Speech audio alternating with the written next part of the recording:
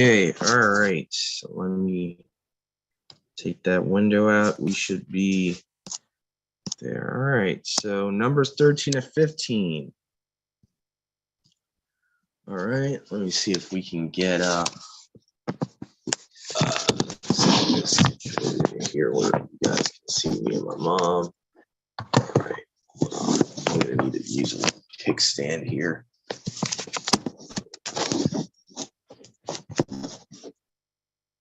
Okay. All right, Mom. Let's see here. All right. So we're live, everyone. Welcome. I'm Brother Doug. One of the shepherds here in the Waking by Yahuwah Assembly. I'm with my mom over here in Denellen, New Jersey today. We are the Waking by Yahuwah Assembly. It's me, my mom, Sister Marissa's with us today, Brother Joshua, Brother Ray. I think Sister Sadia is on with us now too. So we're going to be going into our regular Haftarah Torah reading. So as usual, hold on a second. I'll be reading from my Lexham English Septuagint. My mom has her NIV. So we're going to be looking into Numbers 13 to 15. All right. I'll try to project my voice as loud as I possibly can here.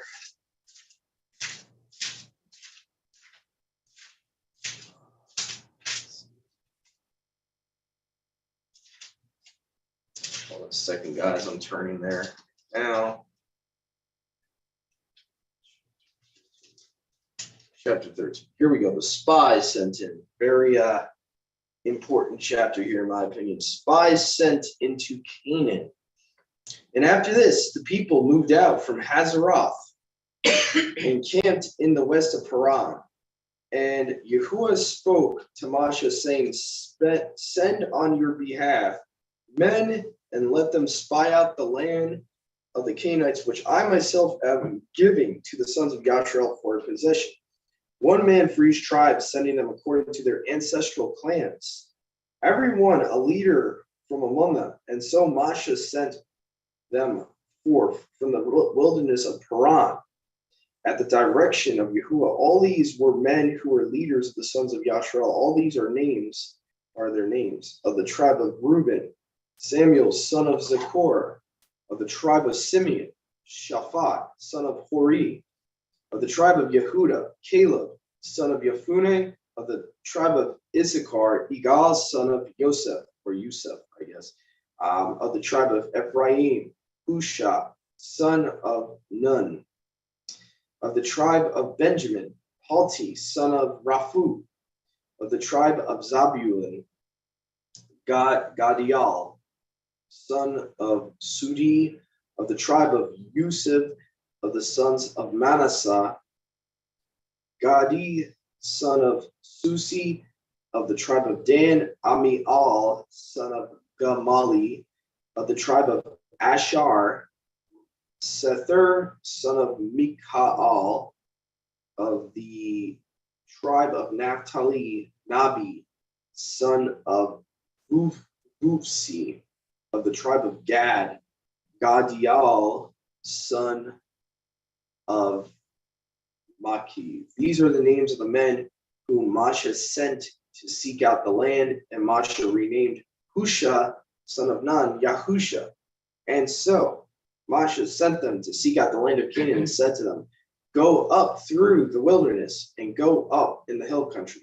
And now look over the land, what it is like, and the people who dwell on it, whether they are quite strong or weak, whether they are few or many, and see what the land on which these people who are dwelling on it, whether it is two or evil, and what the cities which these people are dwelling in them, whether with walls or without walls, and see what the land is like, whether rich or fertile and poor, whether there are in it trees or not, putting the great care and effort, take some of the fruit of the land.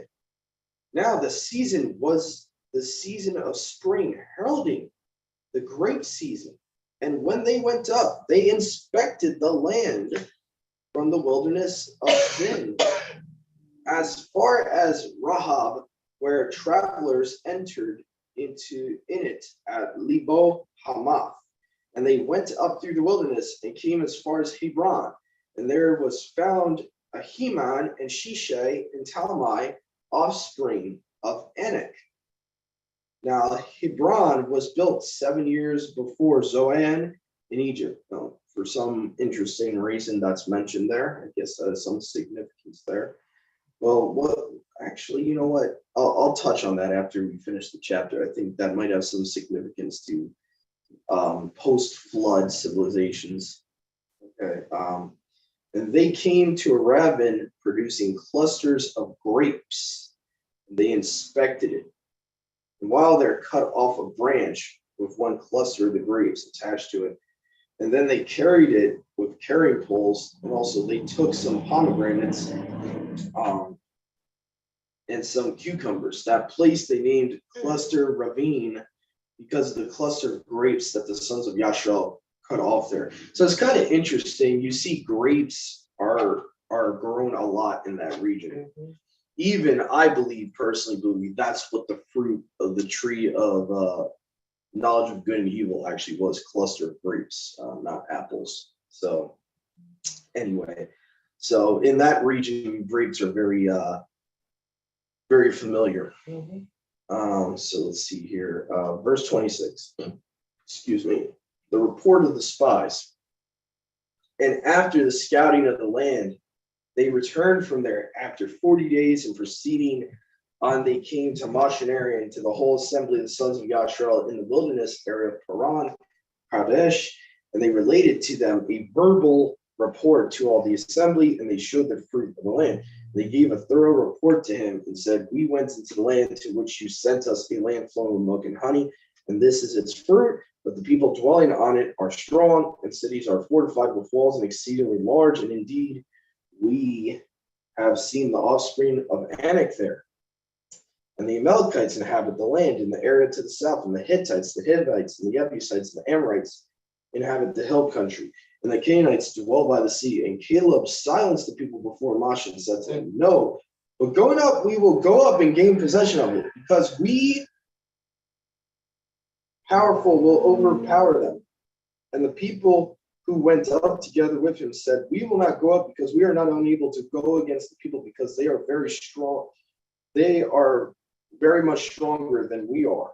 And they brought about a terrifying trance on the land, which they inspected among the sons of Yashar. The land that we passed through to spy out is a land that consumes the people who dwell on it.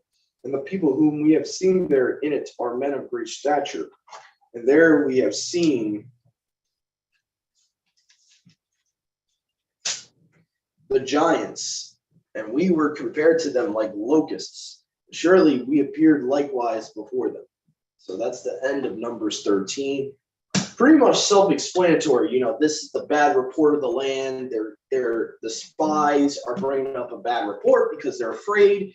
And again, I would assume if they're that much afraid of them, these guys can't just be some normal tall guys. Because, you know, I'm not going to be shivering in my boots if it's just a regular normal human that's a decent bit taller than me. The fact that they're afraid of these Anakim, these Amorites, the Girgashites, the Hittites, the Jebusites, there's something more to that story. And unless we know what really happened in Genesis 6:4, you're not going to understand this chapter, why they're so afraid of these guys. I mean, if you think about it, right? What is the tallest mortal man ever that we have record of? Like what, Mom? Like 10 feet? Yeah, pretty much. Yeah. If you, and I'll just show you guys why I think this cannot be. These guys. Yeah, go ahead, Mom. It says Nephilim in the NIV. Yeah, well, Nephilim is giants. All right. Okay. Same thing. What they do is they take the Hebrew word, Mom, Nephilim, and there's really two main interpretations of it. That Hebrew word could either mean the fallen ones, which would refer to their parents, or it would refer to the actual of the fallen, meaning the children of the fallen. So either wing is not really much different than giants. Okay. So Right. it's really the same thing. Yeah, it's the Masoretic Hebrew term there is Nephilim. So it's really not that big of a difference. But the point I'm trying to make is that if you look in other places about the Amorites, just one of the tribes that are being mentioned here, I'll show you here how they're not just regular tall humans. Okay. All right, this is Amos chapter 2, verse 9 from the LXX 2012. Nevertheless, I cut off the Amorite from among them, whose height was a height of a cedar. He was as strong as an oak. And I dried up his fruit from above and his roots from beneath. Now, I don't care how strong Andre the Giant was. He was not as strong as an oak. Right. He was not as tall as a cedar. So again, if we let the text define itself and interpret itself, these giants were not just tall men. Okay. So again, and if anyone interested, I do have multiple quotes from a historian from Yahusha's time period that he would echo that and even say the giants of Numbers 13 were deformed in the face, did not look like mortal men. I mean, Josephus has multiple quotes, historical quotes on that, what they would have believed the post-flood giants to be. They were not just mortal men that were super tall. Go ahead, Sister Marissa. So, the giant King Og, was he the biggest giant? No. I think he wouldn't have even been as big as that. He might have been equal to the Amorite in Amos 2:9, possibly. I would have to look up again later on in Numbers, since I think defines how big his bed was and everything, but he definitely wasn't the biggest. I would say he was bigger than Goliath, definitely. But he was not much taller than a general Amorite, which would be about 30 feet tall, 40 feet tall about. So he was big, but he wasn't definitely the biggest. Because for some reason he was the only one that was mentioned that I can recall in the Bible about the size of his bed, and I was just wondering why they made such an emphasis on that. And I thought that he was. I thought from that he was the biggest giant. Oh no, I think what it was, sis, was for some reason he was the last of the Rephaim, physically of the last of the Rephaim. So the Rephaim were like a specific tribe or race of giants that Numbers, I think, is focusing on, because if I'm not mistaken, it mentions his measurements of his bed, and then it says he was the last of the Rephaim. So he was the last of that particular either tribe or specific race of the Nephilim, but he's not and there's a lot of stupid traditions, and one of the Targums about him being one of the original giants. Seriously doubt that. The original giants were bigger than 30 feet tall. So seriously doubt that. But there is supposable claims that he was from the pre-flood era, and that he was on Noah's Ark and all this nonsense, all this Mishnah nonsense. But he was probably only 30, 40 feet tall at best. I mean, he was a big guy, but he wasn't the biggest. The pre-flood giants, especially when you read Enoch, were huge. They were a lot bigger than 30 feet.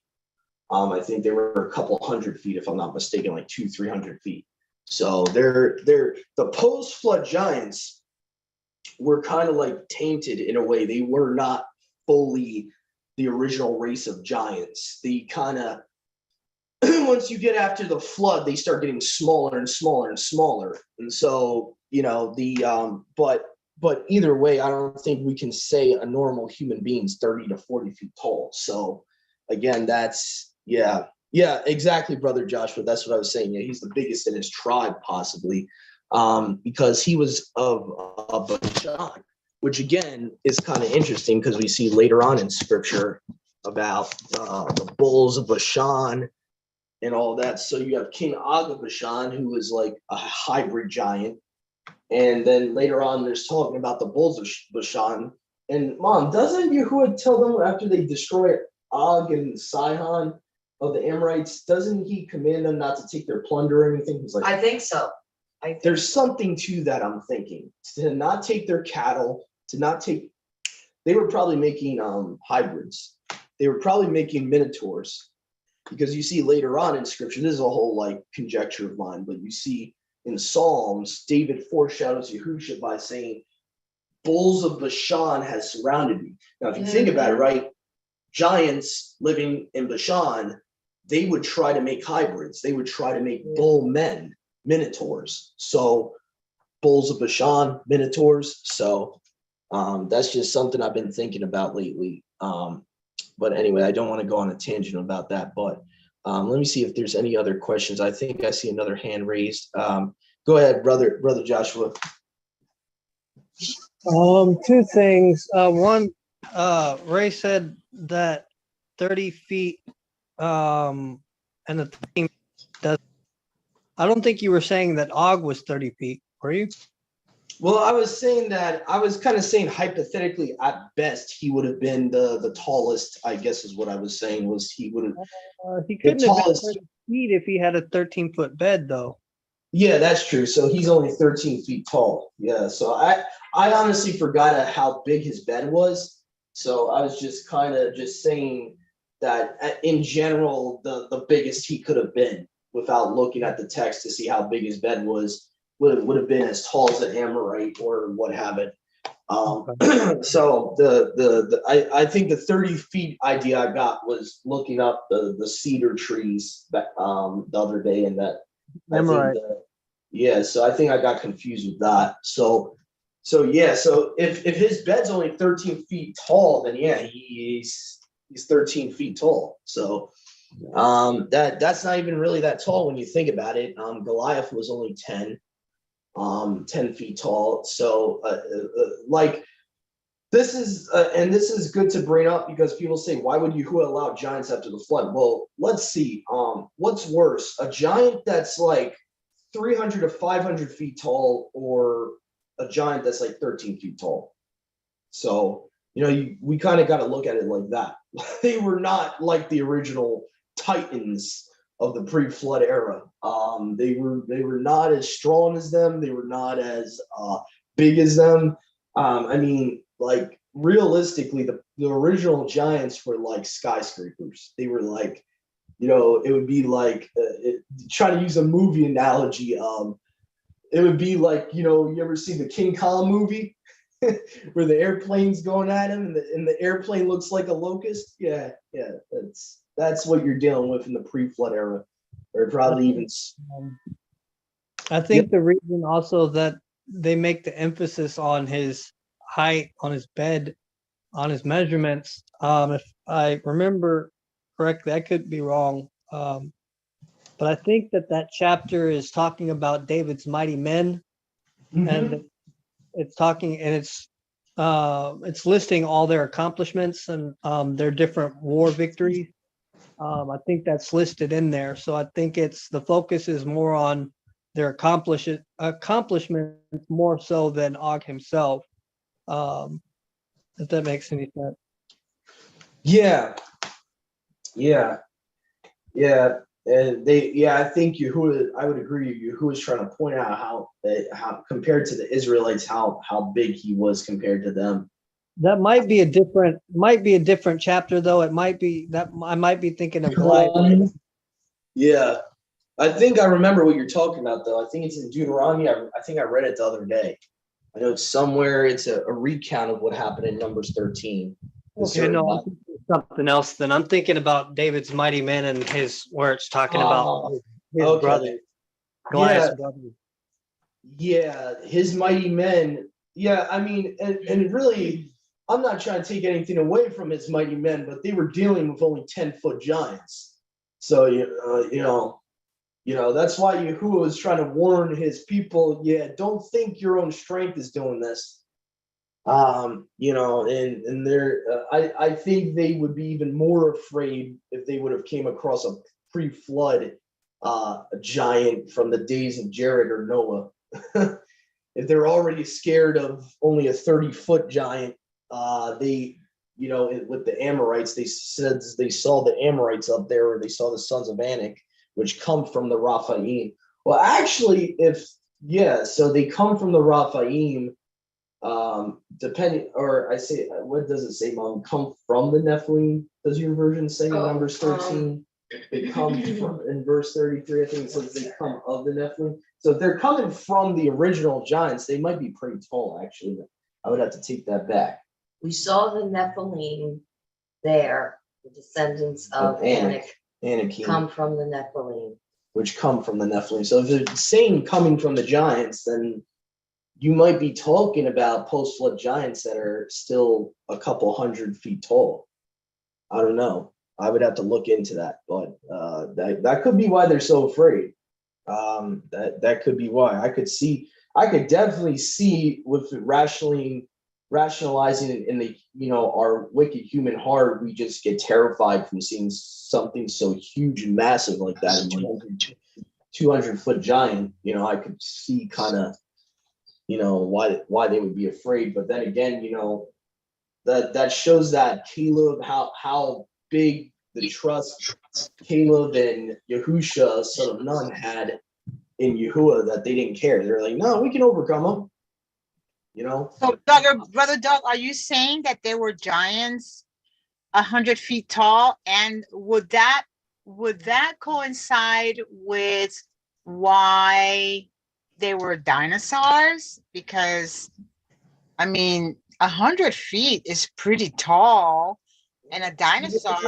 Get that tall. Yeah, cedars of Lebanon get even 100 feet, but I would say the original giants were way bigger than that. I would say when you look at like the problem is that R.H. Charles's Enoch is mistranslated or misinterpreted 3,000 ells as being like 1,000 feet, or I forget, the astronomical number. It's not 1,000, but the correct translation of 3,000 ells, according to what people have researched, would be 300 to 400 feet. So if the pre-flood giants were that tall, yeah, I have no problem believing that post-flood giants, if they came from, if they descended from those type of giants, would be at least 100 feet tall. I would have no problem believing that. But it does seem like they decreased in stature after the flood and slowly decreased in stature and strength.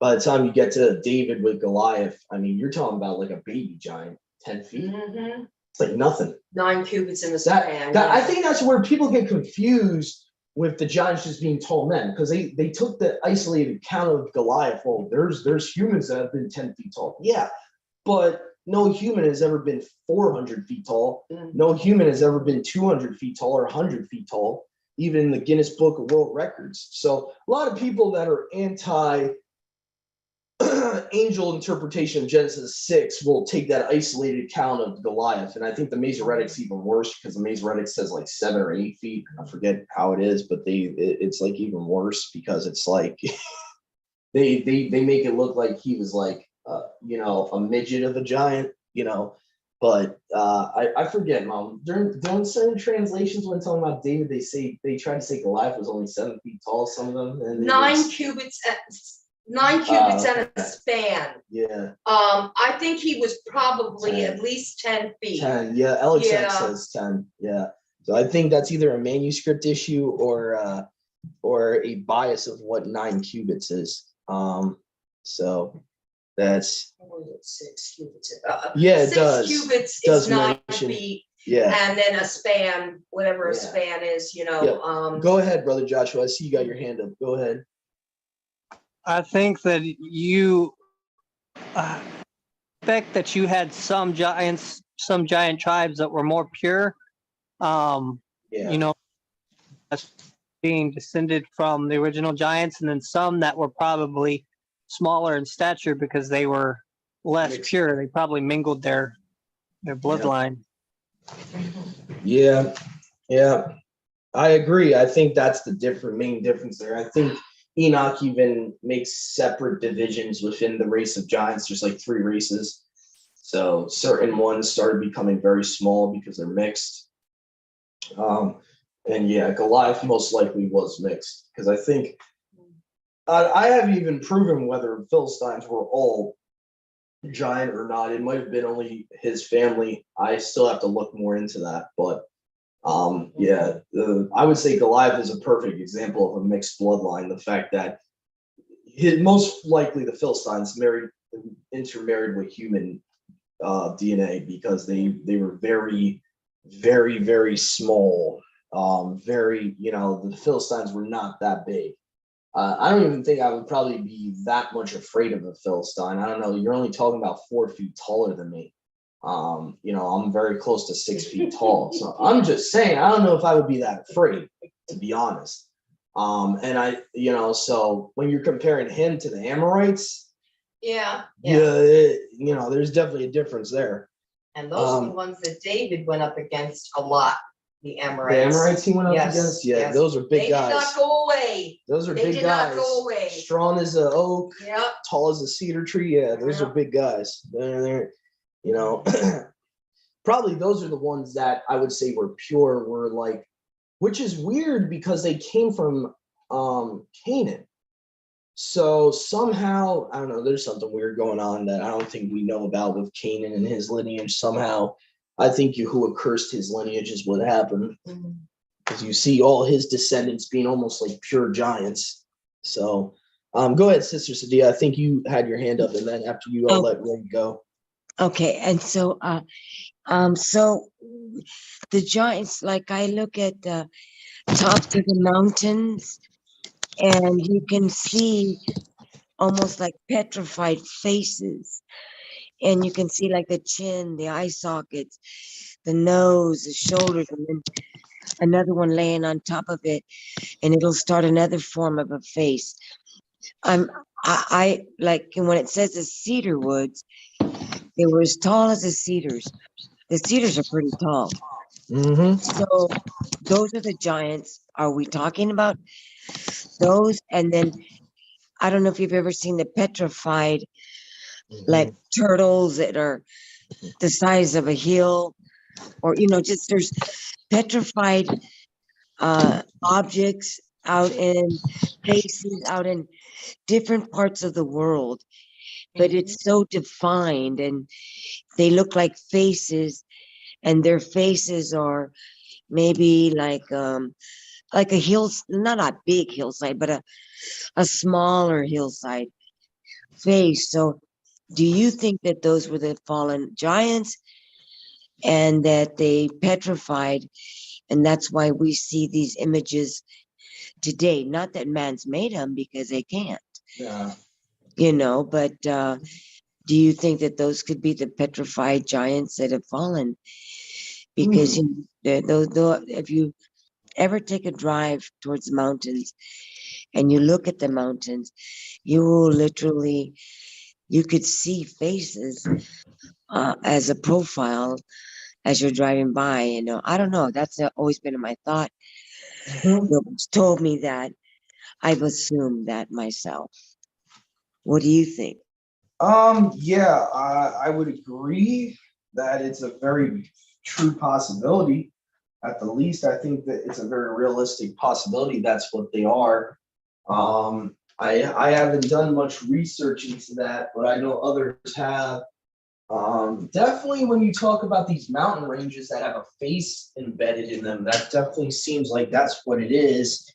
And then you have the tree trunks that were cut down, which is also mentioned in Enoch, by the way, that they cut down the trees and all that for whatever reason. But yeah, I definitely think there's a truth to that being the petrified giants, because if you think about it, it's almost like a huge fossil is what's going on with that. It's it kind of makes sense. So I definitely would have believed that. But yeah, so Numbers 13, pretty much that was dealing with that. And brother, just one quick thing about the mountain things. Doesn't the Bible mention that the mountains are going to melt and that they're going to fall?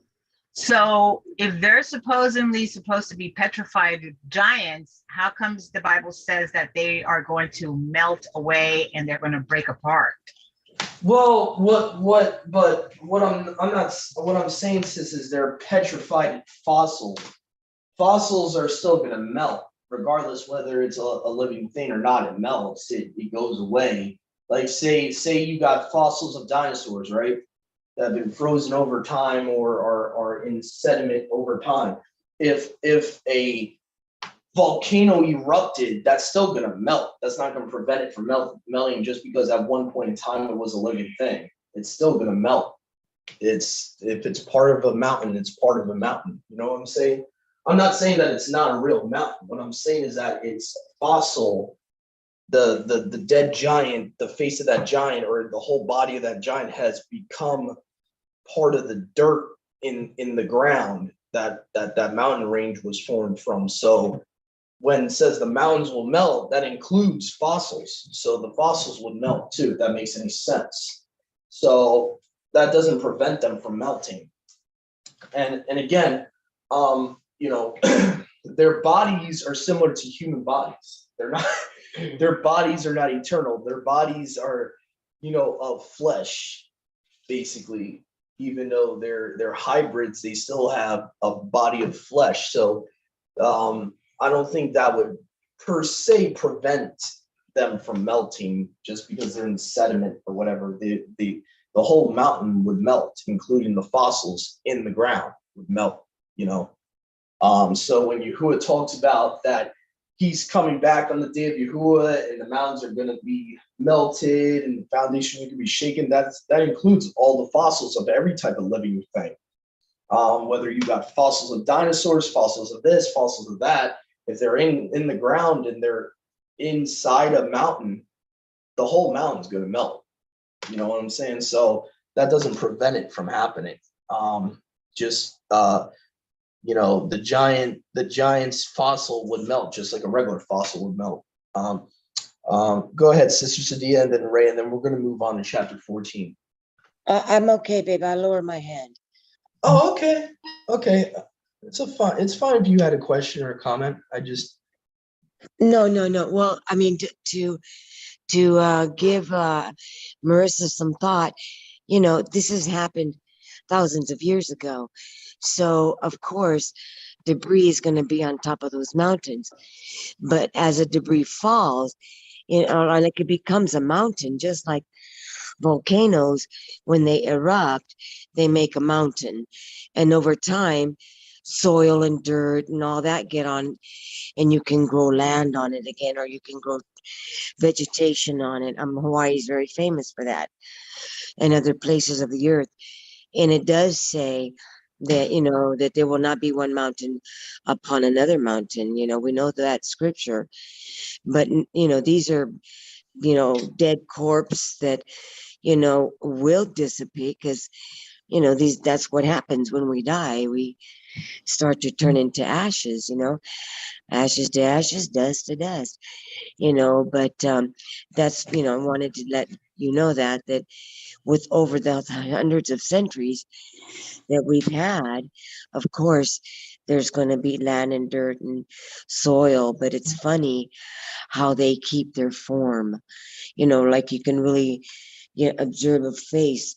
I think I realized this. I went to one of my boys' tournaments years back, and we were going towards, I believe it was Arizona, and I was sitting in the baseball field.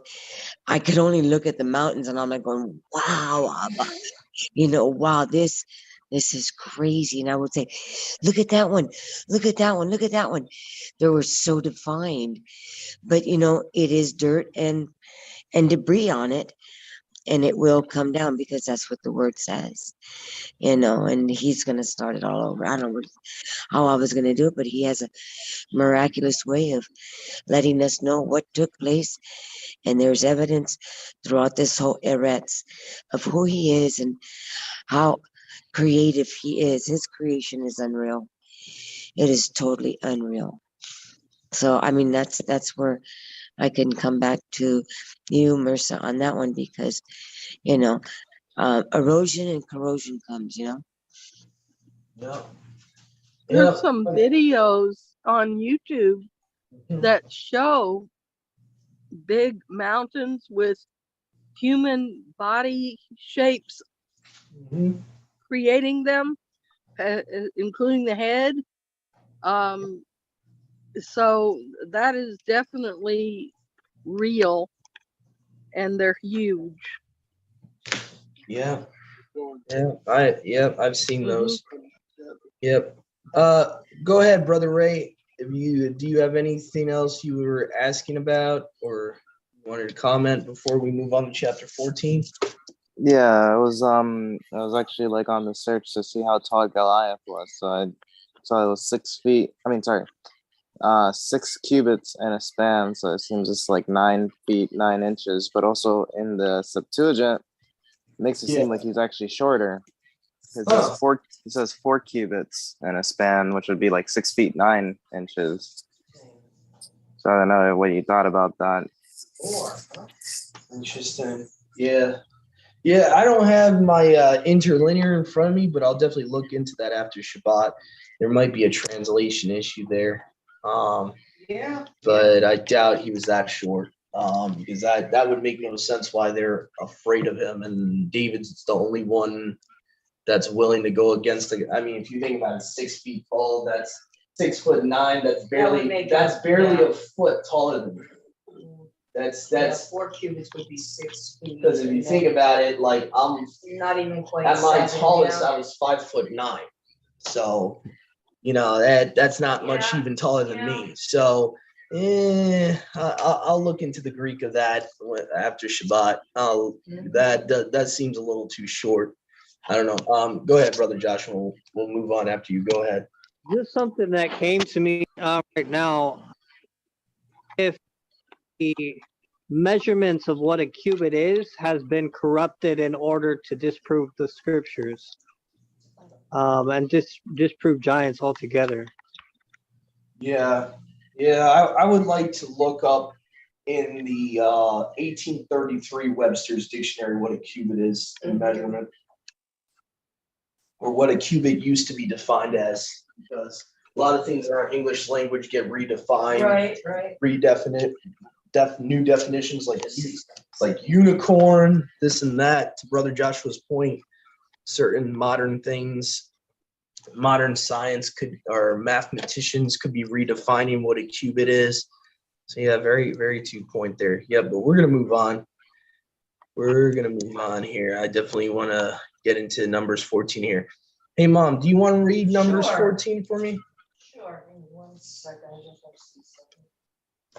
A cubit, according to Google, is 17.49 inches, which would be 12, 13 inches. I would say About a foot and 5 inches is what they're saying. well, if it's a foot and 5 inches, 6 times 1.5 is more than 6 feet.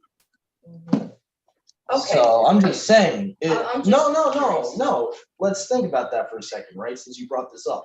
What's 1.5? Because how many cubits did it say he was? 6. So 1.5 times 6 is more than 6 feet. Yeah. Just No, saying. it would be 9 Just feet. saying that 6 that cubits yeah, would be that's approximately well, 9 that's what I'm feet. saying. That the Septuagint actually says he's 9 feet. That's what I'm trying All to say. right, okay. We have a misunderstanding of what a cubit is. Yeah. So thank you, Brother Joshua, for bringing that up, Yeah. because it's important to understand that he was not no 6.9 feet. I can assure you, he was taller than It that. seems that the Masoretes say 6 cubits, but the Septuagint says 4. I'm looking at what right now is showing measurements for cubit. It's showing a standard cubit, a royal cubit, which makes me. I'm looking into like what an ancient cubit would have been, but apparently there's not a single standard for cubit. Well, even 1.5 times, yeah, that seems a little sketchy. Only 4 cubits. I don't know that. It does. It doesn't sound right. I'm gonna look at my Lexham later, bro. That could be a Breton's mistake. I wouldn't be surprised. It says 1.5 times 4 is 6 feet even. Yeah. Yeah, What I'm so saying he though, wouldn't even be 7 feet tall. my point is that Breton is translating from a Greek word that he might not know the definition of. That's what I'm trying to say. We Okay. can't just trust an English translator's word for it. You Yeah. got to go into the Greek of it Yeah. and see what it means in the Greek, because he could mess up. There's times I take the Lexham over the Brenton. The Lexham knows what it is in the Greek, and Brenton screws up a little. Plus, Brenton is a Christian. Sir Lancelot Brenton, he's a Christian. He's gonna have his own bias, and if they don't believe, that Goliath was that tall, he might want to translate it as that. So we got to take everything into consideration. So I'm not gonna trust him on it just because he translated it as that. I'm gonna look more into it, but anyway, I'm gonna look more into that because 6 feet tall for a Nephilim to only be 6 feet tall, that's a little ridiculous. Yeah. That's a little ridiculous. Like I said, at my tallest, when I was in my 20s, I was almost 6 feet tall. So seriously doubt that. Go ahead, brother Joshua. Sorry to keep this going, man, but it's not just a translator issue. It's in the Complete Apostles Bible. It's in the Apostles Hostile Polyglot. It's in the Lexham, the Brentons. Looking online as far as what a ancient Greek unit of measurement, the standard form cubit, would have been 18 inches. Okay. Saying it's all, you had a standard forearm cubit in Greek, and then you had a short forearm cubit, which would have been 13 inches. So if it was the longer one, the 18 inches, it still would have only come out to 6.75. There's something up with that. There's something up with that. The Philistines were taller than that. They were not. First of all, it makes the story of David makes no logical sense. If you know the whole story about it, it makes no sense. Have you ever seen the movie Troy? Yeah. You know how they were afraid of that. They were afraid of that guy up until they sent out what's his face, played by Brad Pitt. That guy wasn't very tall, but he was really, really big. Oh, okay. I guess. It's just that, man, it's hard for me to believe they're scared of a guy that's barely a foot taller than me. It's really hard to believe that. Gosh, like, really? And like King Saul was even afraid of him. Like, what the heck? And Saul was pretty big. Saul supposedly was a pretty big guy too. Like for him and his generals to be afraid they're going to send a little boy David to do it. Yeah. That's a little ridiculous. That's kind of pathetic. If that's the case. That's kind of, that's why I wanted to look more into it. But either way, maybe he was only 6.5. Brother, maybe because he looks so ugly and so monstrosity that it would scare anybody away. Yeah. We don't know. That's true. Yeah. I don't know. That's weird. Anyway, moving on. Well, we'll see. All right. Yeah, I'm gonna look more into it after Shabbat. Anyway, I think there's something up with that. For it to differ that much from the Hebrew to the Greek, there's an agenda going on there. Because I could see them not trying to take the supernatural element out of it to make him shorter. Chapter 14. Well, yeah, because how tall is the tallest basketball player? Just start A from lot that. taller than 6'7", I'll say that. Even today. I saw a tall guy the other day, and I'm like, geez, he can almost touch the telephone pole. So, and these guys are humans. Shaq is like 7'1". Yao Ming, what was he, 7'5" or something? How tall was Wilt Chamberlain? He was around Yao Ming's height. He was about there. He was about there. He was over 7 feet. Yeah, so that's what I'm saying. Like height, it has to be like girth wise, like what brother.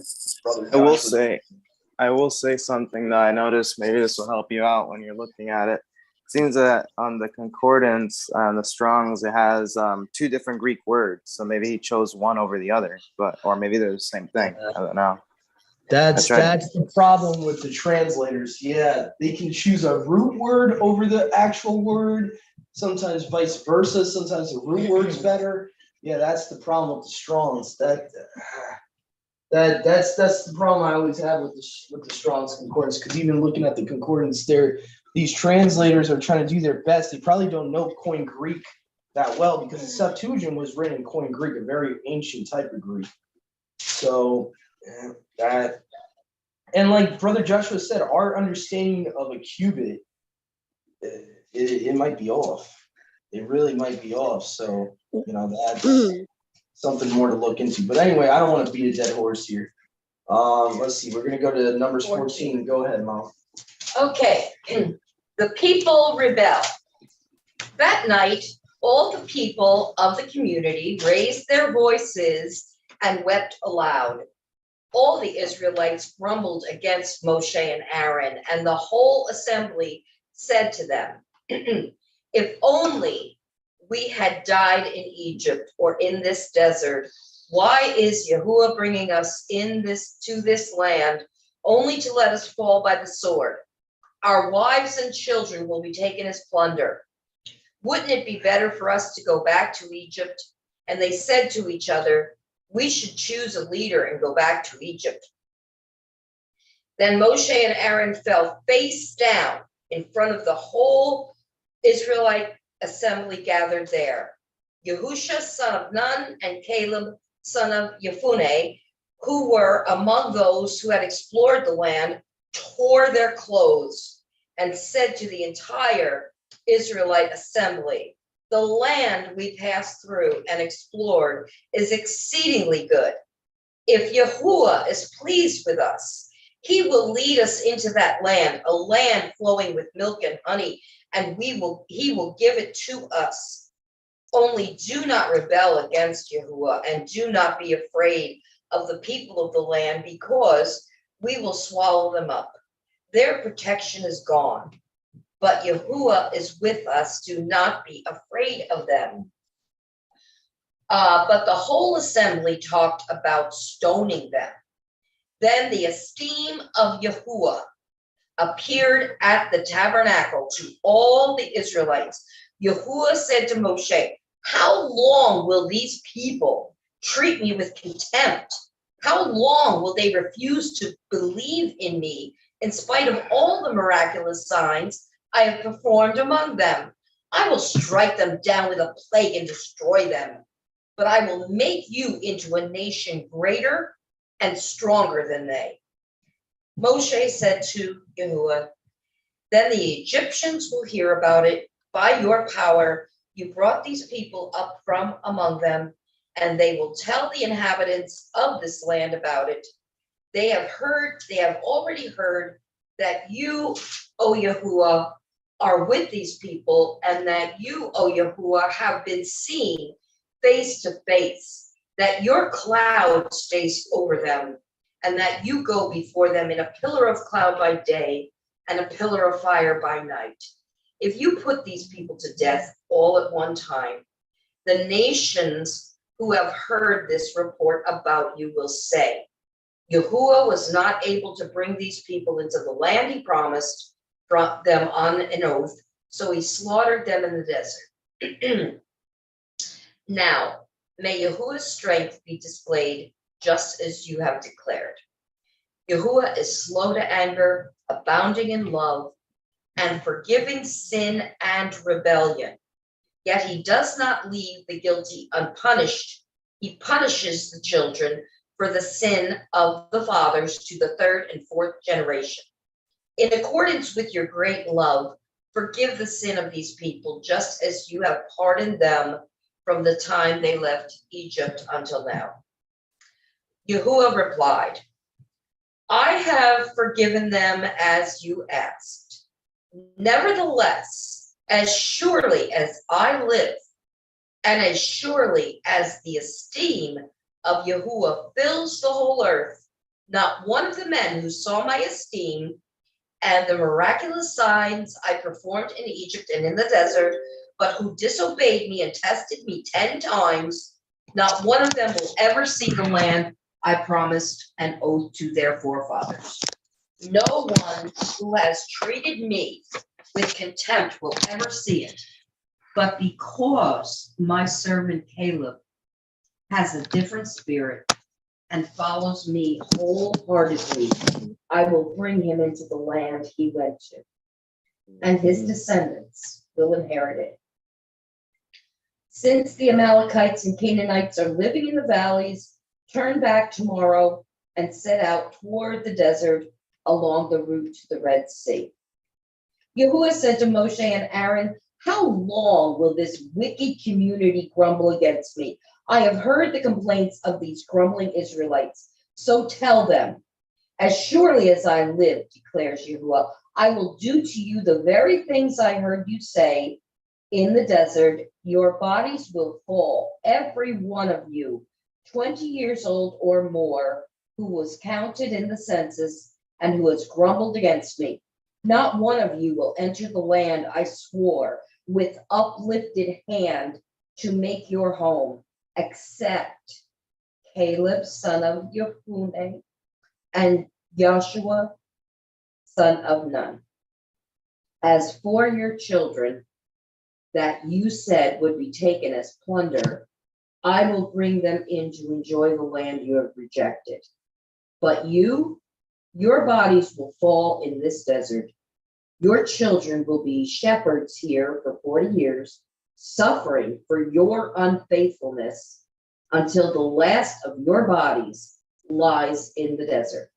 For 40 years, 1 year for each of the 40 days you explored the land, you will suffer for your sins and know what it is like to have me against you. I, Yahuwah, have spoken, and I will surely do these things to this whole wicked community which has banded together against me. They will meet their end in this desert. Here they will die. So the men Moshe had sent to explore the land, who returned and made the whole community grumble against him by spreading a bad report about it. These men responsible for spreading the bad report about the land were struck down and died of a plague before Yahuwah. Of the men who went to explore the land, only Yahusha, son of Nun, and Caleb, son of Yefuneh, survived. When Moshe reported this to all the Israelites, they mourned bitterly. Early the next morning, they went up toward the high hill country. We have sinned, they said. We will go up to the place Yahuwah promised. But Moshe said, why are you disobeying Yahuwah's command? This will not succeed. Do not go up, because Yahuwah is not with you. You will be defeated by your enemies. For the Amalekites and Canaanites will face you there. Because you have turned away from Yahuwah, he will not be with you, and you will fall by the sword. Nevertheless, in their presumption, they went up toward the high hill country, though neither Moshe nor the ark of Yahuwah's covenant moved from the camp. Then the Amalekites and Canaanites who lived in that hill country came down and attacked them and beat them down all the way to Hormah. It is a fearful thing to stand in, what is the quote? It's either Paul or Peter. It's a fearful thing to fall into the arms of the living Elohim. That's right. There you go. There you go. So I think Brother Joshua found some research for us from the last chapter that I think he wants to share. I see your hand up, bro. Go ahead. That's an old hand, my bad. Oh, it's okay. Yeah, but I found it interesting that it seems like our consensus of a cubit today, we honestly don't even know what an ancient cubit is today, according to even the internet. They're saying answersingenesis.org, which they did a movie called Answers in Genesis, where it took a scientific approach to the 6 days of creation and all that. According to Answers in Genesis, which is a Christian ministry, they're even admitting here, it says, perhaps this matter did not escape Solomon's notice, either though the original cubit length is uncertain. It was most likely one of the royal cubits, 19.8 to 20.6 inches. If so, the ark was actually bigger than the size described in most books today, which usually it uses the short cubit measurement. So if that's the case, then if let's just say hypothetically speaking, that is the real measurement of the cubit, and it says Goliath was what, four cubits in a span, you would have to do 20.6 inches times 4. So, which would be about around 8 feet. Plus the span, which I'm guessing maybe, let's just say it's half a cubit. I don't even know. But Yeah. I think that's So about right. even if it's like 8.5, 9 feet, altogether. I would definitely be scared of a person that's 8.5, 9 feet tall. I definitely could see why even Saul of his stature, he's not as big as Goliath is. And, that makes a little bit more sense to me. A little bit more sense. So, again, what we got to realize today is modern math is not the same thing as math back in the day. A lot of things mathematicians do today is not as accurate as back in the day or even before the flood. There was things like math and science that were way more advanced in the pre-flood era, or even right after the pre-flood era, than today. Today we've kind of gotten dumber, if you want to be honest. We've gotten dumber. We don't know certain things from certain points in time, and there's a lot of revisionist science and math out there based on whatever bias these public tries to sell. Go ahead, Brother Ray. I see you got your hand up. Yeah, no, I was just gonna say 20.6 times 4 would only be 6. Hold on, let me divide it. Would only be 6.8 feet. And then I guess the span is what would probably bring it to like 7 something, or maybe 8, depending on what a span is. Okay. Okay. Yeah. So that's not a giant. 70 feet is pretty tall. That's for even a normal human, that's kind of pushing it. The tallest human is probably 7-8 feet. There's as far Used as to be as far as 8.2 when I as was far growing as up. far as the world record is concerned, now you're it's not going to taller. get above 8 feet the majority of the time. No. So most of these basketball players are all giants. Well, height-wise, yeah. Height-wise, they're above normal, but that doesn't mean they're Nephilim. It just means they're tall. And that's what I'm saying. What we gotta unlearn is the idea that we go by a giant or the giant race just based on their height. It's not just based on their height. It's about genetically what they are. So they don't have Nephilim blood in them for being that tall? No, not at all, sis. There's even theories that Adam and Kua would have been taller than the average human because of the air supply, the oxygen in the garden before the flood. They would have been taller than what we are today. So height has nothing to do with being a Nephilim. Height, I mean, yeah, half a cubit. yeah. So that does bring it up to a little over 8 feet. Yeah, so You cut off a little bit. How much was it? A little over 8. I'm not doing specifics right now because I don't really care about specifics. It's not. Feet 2 inches. I thought there was somebody taller. According to Guinness, Yeah. 8 foot 2.82 inches. Yeah. I remember that But guy. the Israelites were definitely not on average that tall. So I can see them being afraid of someone if Goliath was that tall. I can see them being afraid of him because I doubt David was taller than I am as a boy. No, He's most likely 5 feet tall he was at still best. a boy. So I could So see Doug, him. when you say that Adam and Eve were tall, are you saying that they were of a giant type of lineage or I something? don't think so. No, sis, let's not confuse height from genetics. Height is height. Height has nothing to do whether you are a Nephilim seed. Okay, the height is height. What I'm trying to say, sis, is pre-flood, scientists have figured this out.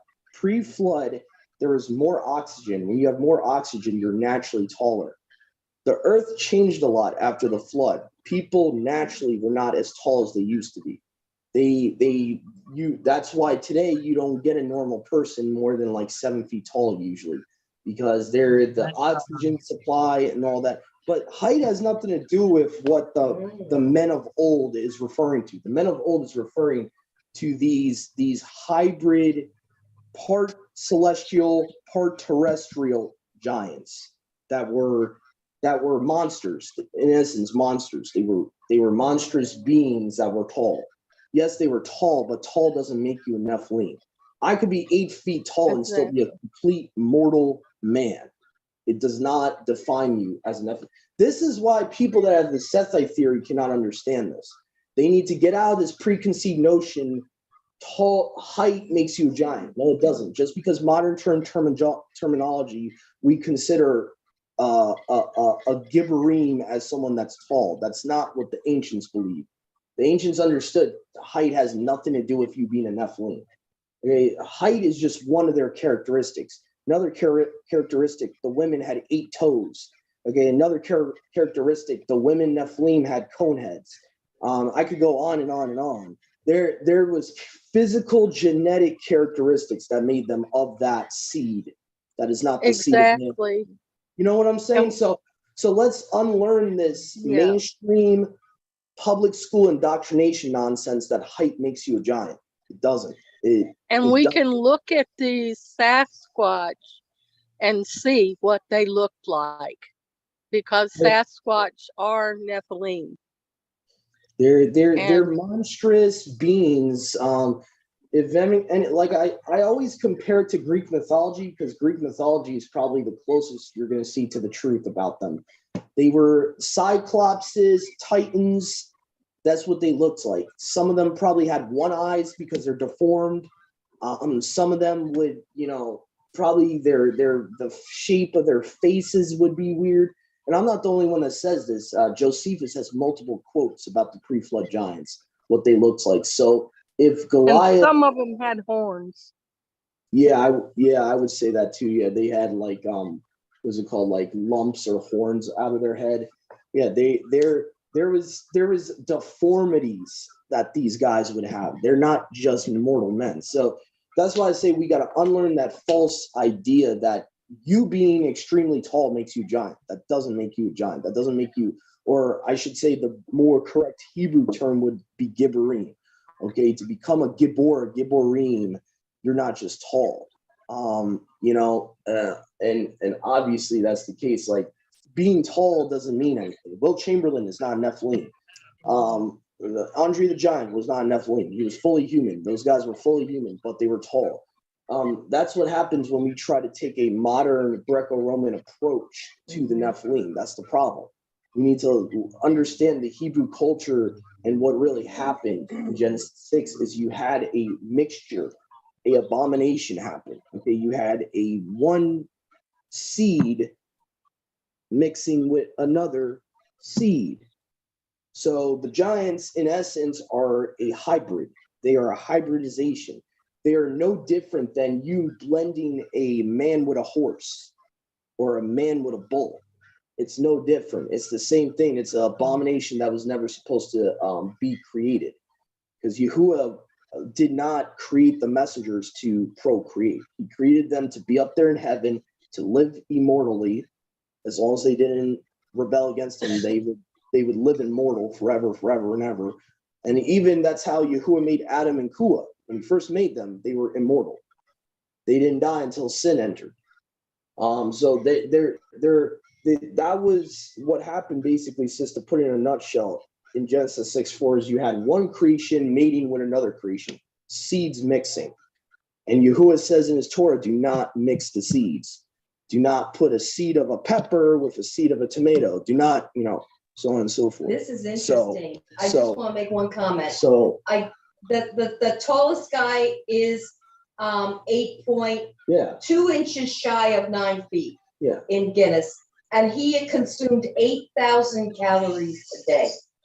Oh, that's nothing. That is nothing compared to what they would eat. He died at 22 good gosh, years old. they would actually eat men. I think we should get back to the study. We've been on a Sorry. Yeah. I'm sorry. Yes, I know. We're all going In on different so directions. let's stay on topic. This is good information that people that don't know this stuff need to hear. No, it is good that you brought this up, sis, because a lot of people misunderstand this, and that's probably why a lot of people stay with the Sethite theory, because they don't understand what actually these beings were. They were not regular men, they were monsters. They were abominations that were never supposed to exist.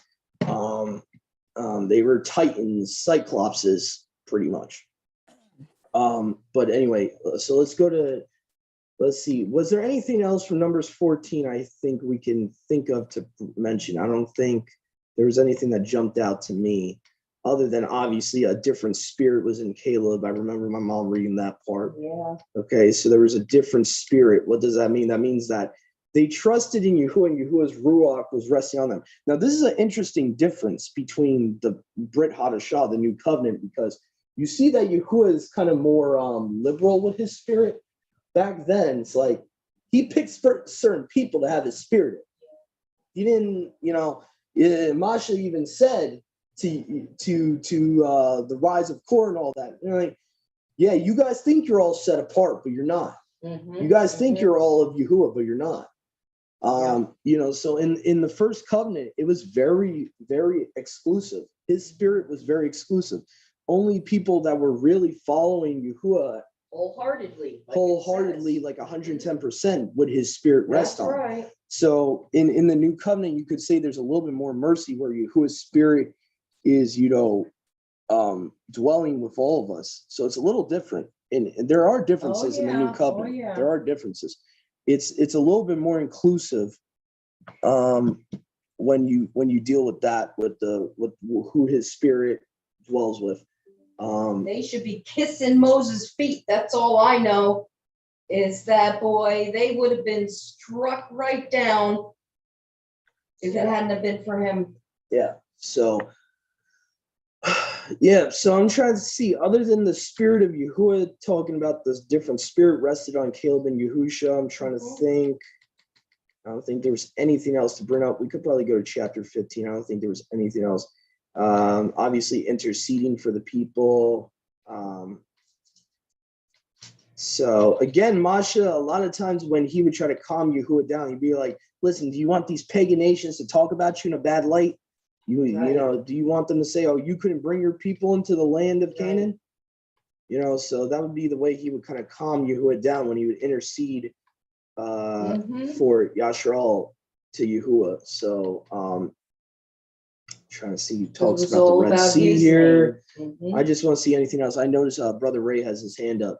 Please, I would just please, guys, if you have questions or comments, just try to keep it for the topic of the Haftarah reading, if we can, if possible. Go ahead, Brother Ray. Yeah, so I had a question regarding earlier in chapter 14 about the word contempt in that context. What were they? Okay, so they had him in contempt. I think in the TS 2009 it says scorn, and so I wondered what that looks like in a practical sense, so that we can avoid doing that. Nagging. A lot of times they would moan and complain and nag, and they would probably hold his laws in contempt, like, oh, we don't want to do them. Oh, it's like an attitude problem. It's like how you have children. Sometimes your children are not obeying you, and they'll be holding you in contempt in the context of not wanting to do what you're telling them to do. So what we can avoid to do that is kind of just humble ourselves a lot, and remember, listen, it's not about us, it's about him. It's not how we want to worship him, it's about how he wants to be worshiped. So the way to avoid treating Yahuwah with contempt would be to do the exact opposite of what his people did originally. You see throughout the whole history of the Tanakh, what's their biggest problem? Me. Oh, we don't have food right now. Me. It's all me. That's the problem. And so when you look at what issues his original people had, was our spiritual forefathers, the problem they had was, like the putting to death the flesh was really their problem. Taking a step down, taking your ego out, letting your ego die, realizing that you're under the creator of heaven and earth, and it's all about how he wants to be served. You're not here to fulfill your wants and desires. You're here to serve him. That, in essence, that's the biggest problem they had. In essence, to strap it down to nuts and bolts. That was the biggest issue. So if we really want to avoid what they've done, not saying that we're not going to fail and make the same mistakes they made, because we're fallible, we're men, we're mortals, we're women, we're all mortal beings that have indwelling flesh in our physical mortal bodies. So not saying we're going to be perfect all the time and not mess up where they messed up, but what we got to constantly do our best not to mess up where they messed up is mainly the pride thing.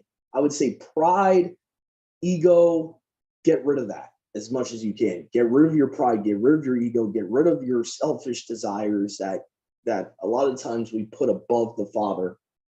And we need to, and the biggest thing I was just reading the other day in Deuteronomy 8, which kind of connects to here, is the biggest problem was they didn't realize that what Yahuwah did by trying them with hunger was for their benefit. Mhm. A lot of times he puts us in trials in our lives for our good. But no, we got to moan and complain and nag because, it's a little hard. That's the big problem. That's the big issue. Go ahead, Mom. I just want to say one thing, and it is definitely on topic. I think what really, really angered Yahuwah, all of those things did, but the fact that they wanted to go back to Egypt. Think about everything he did to bring them out, all the miraculous things that he did, all the effort he put on getting them out of there. And now they want to go back. I mean, that's like a tremendous slap in his face, because it was easy, because they didn't have to, because they didn't have to fast for a little bit. Because they, well, we had cucumbers and all this that we wanted. We had all these comforts and this television. I'm telling you, history's going to repeat itself. I'm telling you, unless we watch ourselves, history's going to repeat itself. Well, why don't we just stay back in America where we have fast food and this and that? I'm telling you, it's going to repeat itself. Unless we watch ourselves, it's going to repeat itself.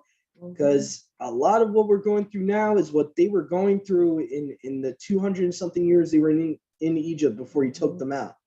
So, it's a tube lesson. Exodus is the book of Shamut is a very tube lesson to look at. Where we are right now is where they were in Egypt. Close to that, yeah. I would say it's coming, but I would say we're not even close to that yet. Right, I agree. Yeah. I agree. Another level to go to. When we get to that. Yeah, we have like a little bit of a threat. We have a threat. little bit of For the first time, we're having a little scared. America is seeing a threat. That's Yeah. right. Yeah. Yeah. We haven't felt hunger. We haven't. You're right. No, not at all. I couldn't agree not with you at all. more, Joshua. Not at all. That's exactly We've been babied. This country has been We've babied. been Spoiled for so long. People are thinking it's the end of the world when we're not even anywhere close to it. No. I love that meme on Instagram where you got Yul Brenner as the Pharaoh. And it's like, y'all are complaining about one little plague of COVID. While Pharaoh's looking at you like, really? Yeah. Really? I didn't go through 10 of them. Yeah. Research the Spanish plague sometime. Yeah. See how many people died from that. Yeah, we are incredible. We are incredible. Yeah, so our culture unfortunately has babied us. That's the problem. It's true. That's the problem. But anyway, moving on. Numbers 15. Laws about sacrifices, and also this is going to deal with the tzitzis later on in the chapter, FYI. And Yahuwah spoke to Moshe, saying, "Speak to the children of Yasharal, and you shall say to them, when you are coming to the land of your habitation, which I give to you," again, land of Canaan, context, "you will offer whole burnt offerings to Yahuwah, whole burnt offering or a grain offering to perform a vow, or a freewill offering, or offer in your feast a sacrifice of sweet savor to Yahuwah, whether of the herd or the flock. And that's key to see there. So where do we give sacrifices? In the land. Okay, key there. Then he that offers his gift to Yahuwah shall bring a grain offering of fine flour, 10th part of an ephah mingled with oil, even with the 4th part of a hin. And for a drink offering, you shall offer the 4th part of a hin on the whole burnt offering, on the grain offering. For every lamb you shall offer so much as a sacrifice, a smell of sweet savor to Yahuwah. And for a ram, you shall offer it as a whole burnt offering, or as a sacrifice. You shall prepare a grain offering, 2/10 of fine flour mingled with oil, 3rd part of a hin. And you shall offer for a smell of sweet savor to Yahuwah, wine for a drink offering, the 3rd part of a hin. And you shall set, and if you sacrifice a bullock from the herd for a whole burnt offering, or for a sacrifice to perform a vow or a peace offering to Yahuwah, then the worshiper shall offer upon the calf a grain offering, 3/10 deals of fine flour with oil, even the half of a hin.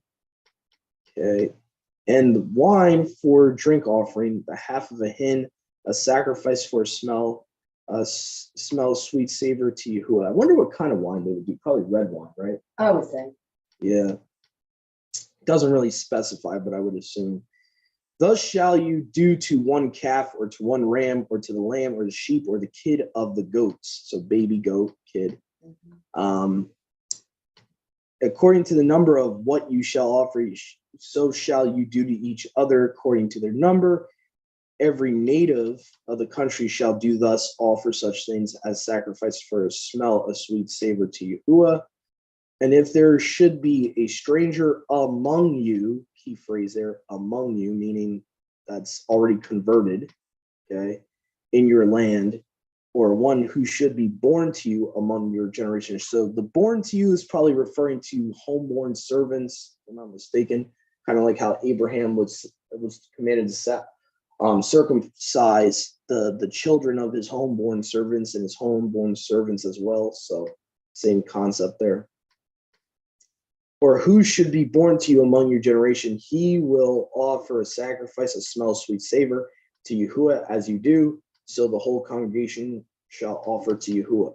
There shall be one law for you and for the stranger abiding among you, a perpetual law for your generations, as you are, so shall the stranger be before Yahuwah. And I just want to mention, okay, verse 15 is not referring to non-believers that live next to you in an apartment complex.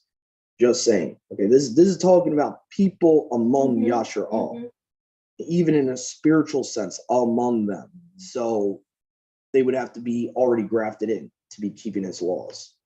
Okay. Anyway, verse 16, there shall be one law and one ordinance for you and for the stranger that abides among you. And Yahuwah spoke to Moshe, saying, speak to the sons of Yashar'al.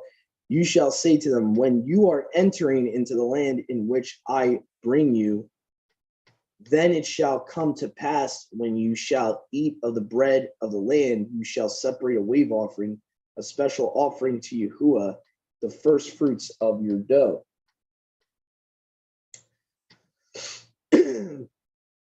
You shall offer your bread a heave offering as a heave offering from the threshing floor, so shall you separate it. Even the first fruits of your dough you shall give Yahuwah a heave offering throughout your generations. Okay, Leviticus 15:22. But whensoever you shall transgress and not perform all these commands which Yahuwah spoke to Moshe, as Yahuwah appointed you by the hand of Moshe, from the day which Yahuwah appointed you and forward throughout your generations, then it shall come to pass, if a trespass be committed unwillingly, unknown to the congregation, then all the congregation offer a calf of the herd without blemish for a whole burnt offering of sweet savor to Yahuwah, and its grain offering, its drink offering according to the ordinance, and one kid of the goats for a sin offering. And the priest shall make atonement for all the congregation of the children of Yashar'el, and the trespass shall be forgiven them, because it is involuntary, and they have brought their gift, a burnt offering to Yahuwah for their trespass before Yahuwah, even for their involuntary sins. And it shall be forgiven as respects all the congregation of the children of Yasharal and the stranger that is abiding among you, because it is involuntary to all the people. And if one soul sin unwillingly, he shall bring one she-goat of a year old for a sin offering. And the priest shall make atonement for the soul that committed the trespass unwillingly, and that sinned unwillingly before Yahuwah to make atonement for him. There shall be one law for the native among the children of Yasharel, and for the stranger that abides among them. Whosoever shall commit a trespass unwilling. And whatever soul either of the natives or the strangers shall do anything with a presumptuous hand, he will provoke Yahuwah, that soul shall be cut off from among his people. For he has set at naught the word of Yahuwah and broken his commands. That soul shall be utterly destroyed. His sin is upon him. That's interesting the way it's worded. It's almost like it's wording the word of Yahuwah as a person, and it's saying it has set at naught the word of Yahuwah's commands. It's kind of interesting. All right, a Sabbath breaker executed. Now, this is where it's going to get weird. We already kind of went over this last night with the differences in the book of Numbers study. I really recommend you look into that study because it's going to go more in depth with what you're going to see here. And the children of Yasharel were in the wilderness, and they found a man gathering sticks on the Sabbath day. I think it's safe to assume he was trying to kindle a fire physically on the Sabbath. It's safe to assume that. And they who found him gathering sticks on the Sabbath day brought him to Moshe and Aaron, to all the congregation of children of Yasharal. And they placed him in custody, for they did not determine what they should do to him. And Yahuwah spoke to Moshe, saying, let the man by all means put to death.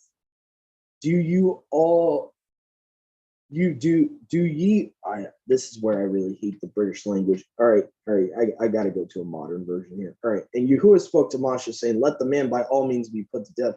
All the congregation shall stone him with stones. Thank you, Complete Apostles Bible. Thank you. All right. And all the congregation brought him forth out of the camp, and all the congregation stoned him with stones outside the camp, as Yahuwah commanded Moshe. And Yahuwah spoke to Moshe, saying, speak to the children of Yasharel, and you shall tell them, let them make for themselves fringes upon the borders of their garments.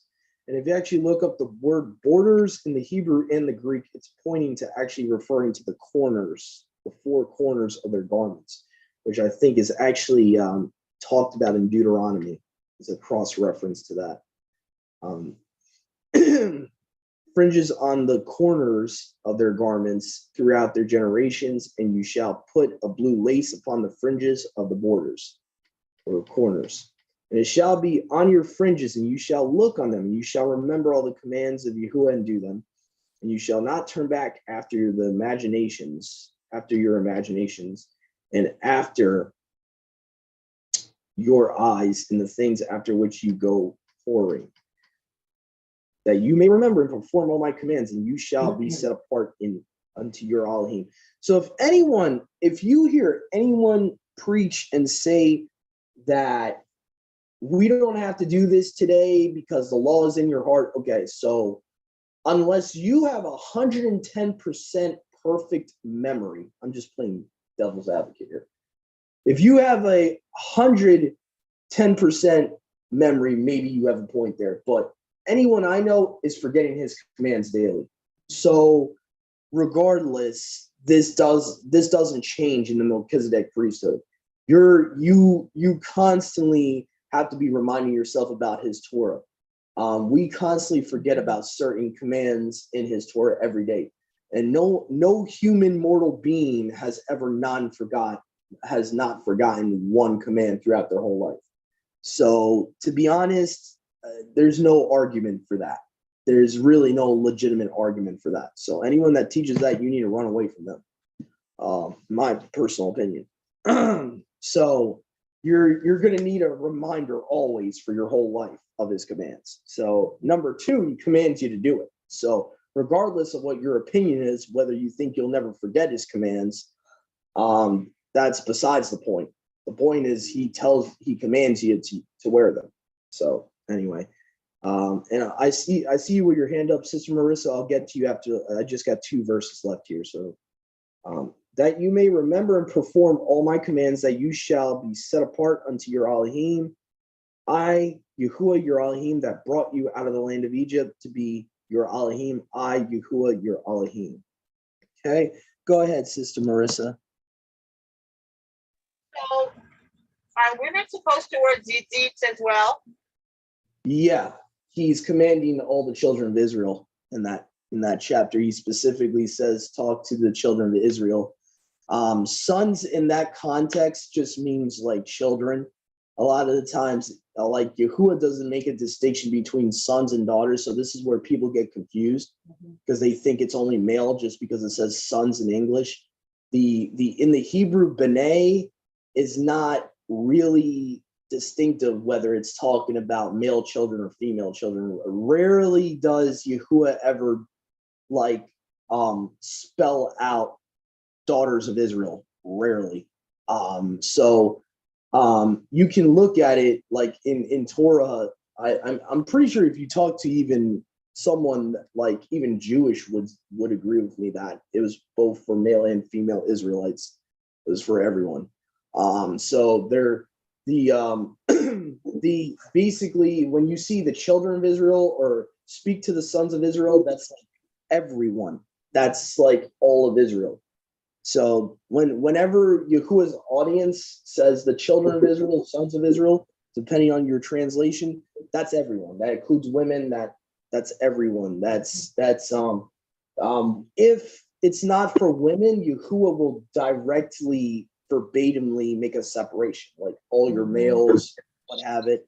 He will never ever use a blanket term, children of Israel, and then hold on a second. I got something going on here.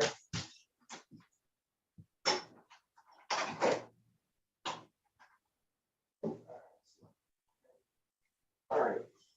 So anyway, says hopefully that clears that up, that confusion up. But yeah, they like Yahuwah never uses the term daughters of Israel. So that's what trips people up. I know that trips people up in the English. Now, does that mean that women in the New Testament also had to wear it, like Mary and all of them? Yeah, I would assume they wore them. I assume that just the fact that the woman pulled on his tassels to be healed, it seems like they had the concept of, tassels were even using all the way up into Yahusha's day even. And if I wouldn't see the point of, I don't know, this is just my opinion. I don't see the point of the woman pulling on his tassels if they weren't commanded to wear them in his time. So it would kind of be pointless to me for her to think that she would be healed by verbatimly tugging on his tassel, his fringe, if that's not something they wear as well. You know what I'm saying? That to me, it would seem kind of weird for her to do that, or her to even believe that she could be healed from that, just from that action. I definitely think they were wearing them. I think I don't even know if that's an argument I've ever heard before, that it wasn't for women. But I guess some people could infer that, but then you're going to have a problem when I think everywhere else in scripture, you'll just see sons of Israel. You'll never see daughters of Israel as a term ever. So you kind of have to assume when it says speak to all the sons of Israel, or sometimes translators will actually put children instead of sons to make it more clear. Speak all to the children of Israel. So if it's speaking to all the sons, all the b'nai, all the offspring of Israel, that's all of Israel. So that would be everyone. In this movement, there's a lot of people that actually have questioned if women should wear the tzitzits. Wow, really? Oh, that's weird. I've never heard that point of view before. Never heard of that. That's a little weird. I know that most people I've heard that are against it usually spout whatever certain false teachers that are teaching against it, saying we only have to keep the 10 Commandments or whatever, book of the law versus book of the covenant nonsense. But for the most part, I've never actually heard that it's only for men. Because then you have so are the 10 commands only for men then? Because it says speak to the children of Israel, which in the Hebrew there is B'nai, sons. So why would we assume it's women and men at Mount Sinai in Exodus 20, but now it changes? That I don't know. That I never fell for that, because I understand even in seminary college that even pastors that get trained in seminary college go by what's called the Law of Precedence. Whatever the original definition of that word is in earlier books, it has to hold to that same definition. So for example, in the Hebrew, when he's giving the 10 sayings at Mount Sinai, it says speak to the B'nai of Yisrael, the sons of Israel. So if the sons of Israel includes all of Israel in Mount Sinai, it has to do the same thing in Numbers 15. Can't change definitions. So that still includes the women, daughters of Israel, female descendants of Jacob. So yeah. So hopefully that clears that up. I know that there's a big misconception. Again, we're taking our Greco-Roman mindset and trying to insert it into the scriptures that B'nai can only mean male children. So that's the problem there. But anyway, the only time I can say B'nai is male, just because there are no female, would be the angels. When it says B'nai Elohim, I would say that's only masculine, because there is no female angels in existence. So that's kind of an easy understanding to have when you understand the truth about what messengers really look like according to scripture. They're never female. So that's a difference. But you can't take that same argument and put it to a creation that has both masculine and feminine beings of that mankind. You know what I'm saying? So there's masculine and feminine of mankind. There's not both masculine and feminine. I've never heard that angels were only male. Yeah, they're only masculine, since they don't have any feminine names. All the names I've ever seen of messengers are all masculine. Michael, Uriel, Raphael, it's all men names. They're all masculine. The idea of female angels, that's a whole nother topic, but goes into like Greek mythology, Roman mythology, sirens, and all that nonsense. So there is no such thing as a woman angel. The truth is about that, there is no gender among messengers. Yeah. So you can't really say they're male. You can't say they're. Well, that's not true. No. Hold on, sis. Because Yahuwah is masculine, not feminine. So yeah, it is Yeah, but messengers don't have. They're not supposed to have children. But the point is, sis, they're all masculine. They have masculine names for a reason. They're not feminine. Their names are masculine. Yeah. Yeah, so that's the point I'm trying to make. I'm not talking about human masculine. I'm talking about masculine and in being not female in the point of there is no messengers that ever took form of a woman. The idea in Greek mythology of messengers looking like a woman when they take human form, that never happened. That's the point I'm trying to make. Whenever they came to Earth, they looked like a man. Gender. Angels don't. I mean, they may have a male name. But sis, what happens when they come to Earth? What form do they take, men or women?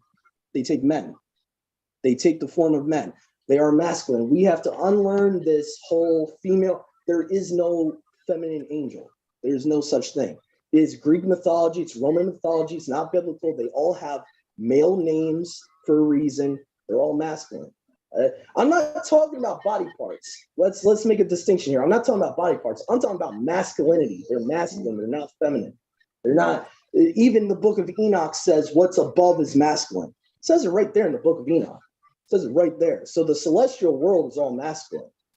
That's just a fact. So we got to unlearn our our society of equality. We need to unlearn that. We need to unlearn the feminist movement. We need to unlearn all that because that's not of Yahuwah. Yahuwah makes certain creations all masculine. We need to understand that. So, like, All the apostles. Yahuwah is not both feminine and masculine. He's only masculine. So it's important to understand this.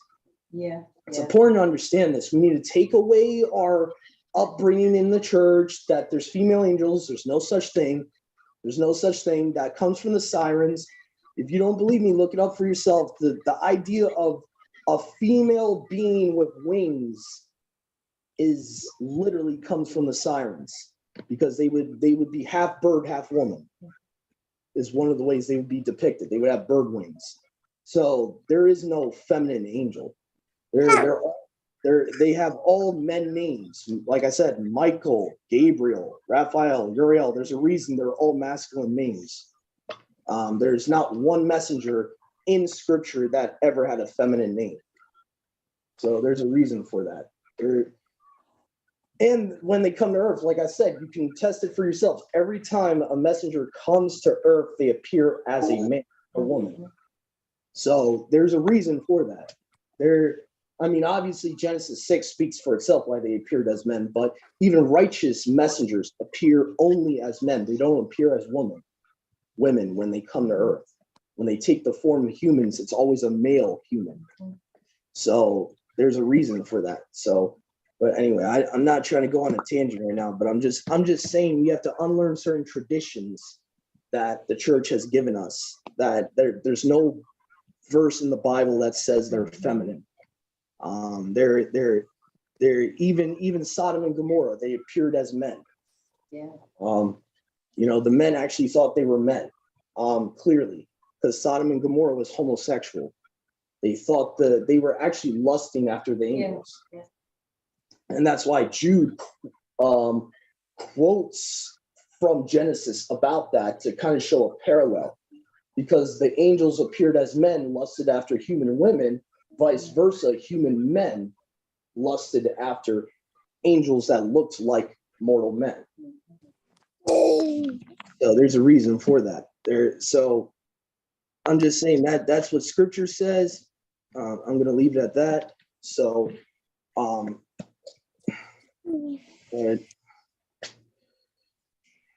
so let me see here. So we just did Numbers 13 to 15.